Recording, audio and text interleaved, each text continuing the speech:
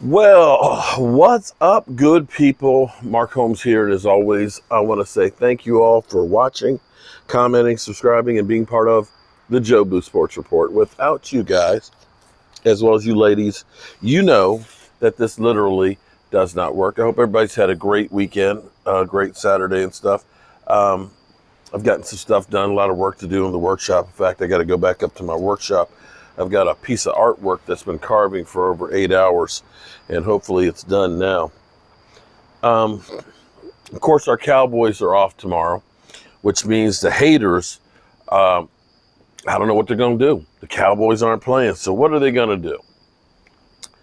Here's an interesting thing. There's an article out there talking about the play of football, including Tom Brady has already said that the quality of football is down, and I think we can all appreciate that. If you've watched Thursday night games, you can definitely see that the play on the field is not as good as it used to be. Defenses, in fact, are looking better now than offenses. I want to say that last year, this time, there were 12 quarterbacks that had 100 or more QBR rating, and now I think there's only like 6. So literally, offenses stink to the point where they're talking about the hot coaching candidates. Most of them are all defensive-minded guys. The D is back. And you want to know why, or at least why I think scoring is down and offenses look so bad. You want to know why? It's really simple. It's actually the NFL and the NFLPA that have to blame. See, the NFL, let's be honest here. When I say the NFL, as in the team owners and those that make money, they don't care about how the quality on the field is as much as they care about making money. It's bottom line for any business. The bottom line is the bottom line, making money. In order to make money, you need the players. And of course, you wanted to have an extra week of football. To get that extra week of football, you had to give something for the players. Now, when the collective bargaining agreement was done before this one, everything changed to make concessions. You had veteran players that were part of the negotiations. And veteran players, they don't like to practice. They don't like to practice. See, back in my day, you modern day football players don't understand this. But back in my day, there used to be 2-a-day practices. 2-a-day practices. Training camp, believe it or not, in the NFL, used to have 6 preseason games. Believe it or not, when I was at JMU, here's how crazy it is. JMU, spring football, one of the things that you got to earn, okay, in spring football, if you survived football, all 20 practices in the spring. One year it was I hit for 20. I hit for 20. And you got that shirt because that means you made it through all 20 of those practices.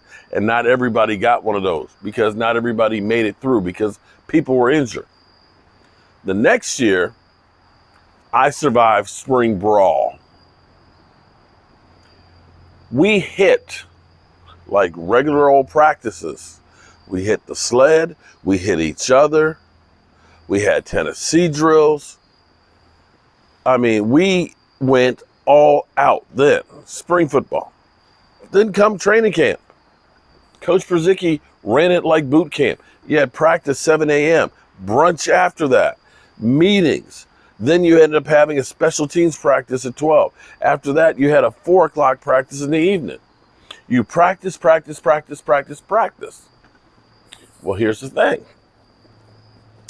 The NFL, to get the concessions that they wanted to get the 17-game season, to also, and this is key, to prevent players from being able to hold out, they put in the rules that if you miss preseason game, it's a game check. Every week that you hold out, it's a game check, thus ending the whole Zeke to Cabo type situation. In return, they told the players, hey, you can pass the Dutchie from the left, pass the Dutchie from the right. You can smoke weed. And we'll cut down on practices. And it's amazing, having been in Oxnard this year, watching practice where they had a walk-through scrimmage, simulated scrimmage. They don't even put pads. When they actually did hit, you can't tackle anybody. Can't touch the quarterback. Guys can't go to the ground. And you can only have 14 padded practices for training camp. Cut it down to 3 preseason games. You can only have 11 padded practices during the season. And you have to be done with those by week 11. 25 times are all you can hit to prepare for 17 plus games if you make the playoffs. Enter free agency. Here's why the Dallas Cowboys are better than advertised. For the same reason when I was saying when Dak Prescott went down, everybody said, oh, you got to go, talk to Baltimore about their backup quarterback, go get Sam Darnold, sign Cam Newton, or get somebody. And I said, wait a minute, here's the problem. Getting somebody who may have better ability to your team, they have to get brought up to speed. They got to learn the calls. They got to learn the players. Some players like to have the ball right here. Some might like it here. Some might like it in the body. You were better suited having Cooper Rush, who had been in the system and knew the system, than you were with somebody who had maybe better ability but doesn't. So for the Cowboys, one of the youngest teams in the NFL, brought back most of their players. They didn't go out and sign a lot of big name free agents. Okay, now sometimes it's working. Right now it's working for the Eagles. But more times than not, you bring Russell Wilson to Denver and you give him 14 practices to work with all these new teammates. There's a learning curve and time that it takes to get on the same page. And because they don't practice tackling, blocking, really hitting, it shows up on the field. And see, I still equate it to, what would you expect to see in NASCAR races if they only drove 55 miles an hour, training to drive at 200 miles an hour? You'd see a lot more accidents, because there's nothing like driving at that speed except driving at that speed. And the same thing is true about football. There's nothing like playing football except actually training and playing football. And herein lies why you've seen so many players that have moved that all of a sudden they're not playing well. And this is one of the reasons why the Dallas Cowboys, who people look at and say, they don't have great talent, but they have guys that understand what they're supposed to do in that system. It's plain and simple.